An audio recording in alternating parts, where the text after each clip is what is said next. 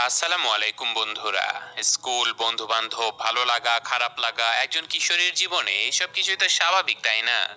কিন্তু কি হবে যদি হঠাৎ করে একজন সাধারণ মেয়ে জানতে পারে যে সে মানুষ নয়, বরং সে সমুদ্রের একজন বিশাল শক্তিশালী রাজকন্যা? তখন তো মেয়েটার জীবনটাই বদলে যাবে। যখন সে তার জীবনের প্রকৃত পরিচয় জানতে পারবে, রোমাঞ্চ, অ্যাডভেঞ্চার, অসাধারণ ভিজুয়ালস আর চমৎকার বিজিএম নিয়ে চলুন একসাথে ডুব দেই সমুদ্রের সেই অজানা দুনিয়াতে। মুভির শুরুতে আমাদের জানানো হয় যে সমুদ্রের গভীরে অনেক মাইথোলজিক্যাল ক্রিচার লুকিয়ে রয়েছে, আর তার মধ্যে একটা হলো জায়ান্ট ক্রাকেন নামের এক ধরনের মাছ। জায়ান্ট ক্রাকেন ফিশ হলো একটি পৌরাণিক দানবী স্কুইড, যা নরওয়েজিয়ান লোককাহিনীতে খুঁজে পাওয়া যায়।